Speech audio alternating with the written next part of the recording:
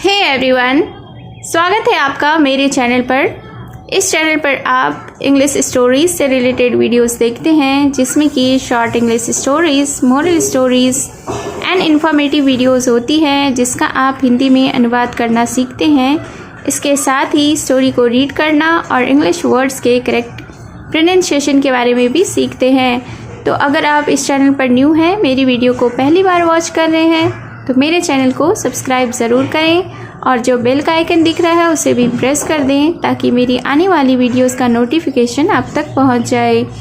तो आज जो मैं स्टोरी लेकर आई हूं, यह एक शॉर्ट मोरल स्टोरी है। बहुत ही अच्छी कहानी है। वीडियो के एंड तक बने रहिएगा। इस स्टोरी में यूज़ होने वाले वर्ड्स एडवांस्ड लेवल के हैं, तो आपको इस स्टोरी में बहुत सारे न्यू वर्ड्स मिलेंगे। तो चलिए स्टार्ट करते हैं आज का यह moral story.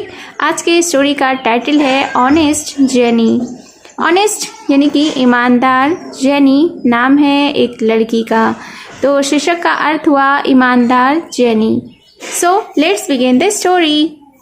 Once a girl named Jenny needed a study table. Once यानी कि एक बार, गर्ल यानी कि लड़की, नीड का अर्थ होता है आवश्यकता होना, नीडेड यानी आवश्यकता थी, स्टडी टेबल यानी अध्ययन मेज। तो इस सेंटेंस के मीनिंग को जान लेते हैं। वंस यानी कि एक बार, अ गर्ल नेम जेनी एक लड़की जिसका नाम जेनी था, नीडेड अ स्टडी टेबल उसे एक अध्ययन मेज की आवश्यकता थी। As they were poor, her parents decided to buy an old one. As they were poor यानी कि चूँकि वे गरीब थे, poor यानी कि गरीब, her parents यानी उसके अभिभावक, decided to buy an old one उसके पेरेंट्स ने, उसके अभिभावकों ने निर्णय किया पुराने मेज को खरीदने का। In the furniture store, Jenny looked around and casually opened a drawer of an old table.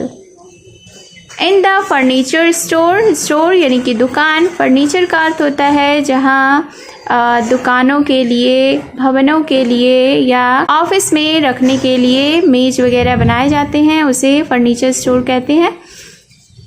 Looked around यानी चारों तरफ देखी, कैजुअली का अर्थ होता है संयोग से या इत्तेफाक से, ओपेंड यानी खोली, ड्रॉर यानी कि दराज, ओल्ड टेबल यानी पुरानी मेज़। तो फिर क्या हुआ, इन द फर्नीचर स्टोर यानी कि फर्नीचर की दुकान में, jenny looked around and casually opened a drawer यानी कि जेनी ने चारों तरफ देखा और संयोग से, इत्तेफाक से एक दराज खोला, ऑफ एन ओल्ड टेबल जो कि एक पुरानी मेज की थी। To her surprise she found a bag with some notes in it. Surprise यानी आश्चर्य, फाउंड यानी पाया, बैग यानी कि थैला, सम यानी कि कुछ, नोट्स यानी पैसे। तो फिर क्या हुआ, टू हर सरप्राइज यानी कि उसे आश्चर्य हुआ, शी फाउंड अ बैग उसने एक थैला पाया, with some notes in it जिसमें कि कुछ पैसे थे। She thought, wow with this money I can buy anything.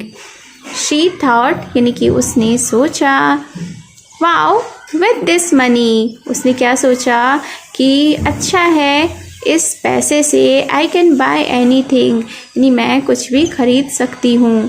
She quickly put the bag back and told her mother that she wanted that table.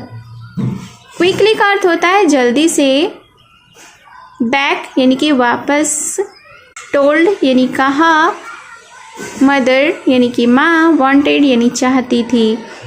तो फिर क्या हुआ, she quickly put the bag back यानी कि उसने जल्दी से bag वापस रख दिया, and told her mother that she wanted that table और अपनी माँ से कहा कि उसे वह टेबल चाहिए।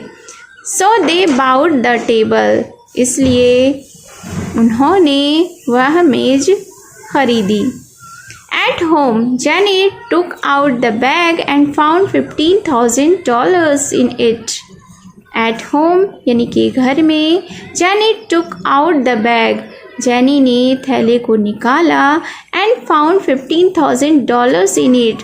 और इसमें उसने 15,000 यानी $15,000 पाया. Strangely, she felt uneasy about keeping someone's money. Strangely यानी अजीब से, felt यानी महसूस की, uneasy यानी असहज, money यानी कि पैसे. तो फिर क्या हुआ? strangely यानी अजीब बात यह थी कि she felt uneasy about keeping someone's money यानी उसे किसी का पैसा रखने में असहजता महसूस हुई. So she told her parents about it. इसलिए उसने इसके बारे में अपने अभिभावकों से कहा. They in return told the shop owner. और उन्होंने बदले में दुकान के मालिकों को इसके बारे में बताया. The owner called up the family to whom the table originally belonged.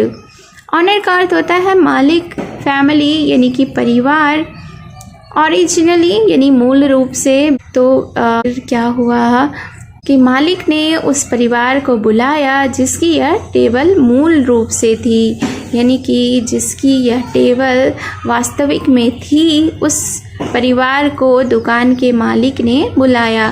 The family was very happy as they were badly in need of the money.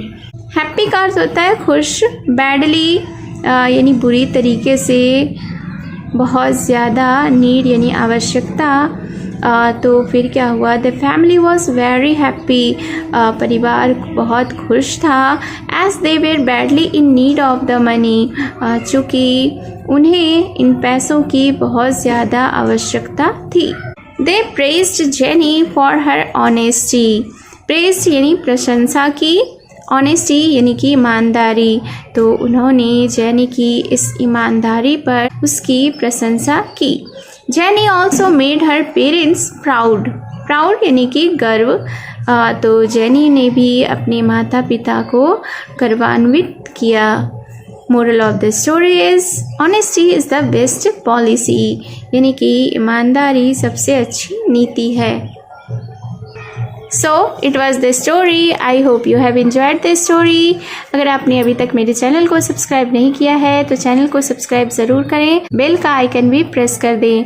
तो मिलती हूँ मैं फिर से एक न्यू इंटरेस्टिंग स्टोरी के साथ. Till then take care and bye bye.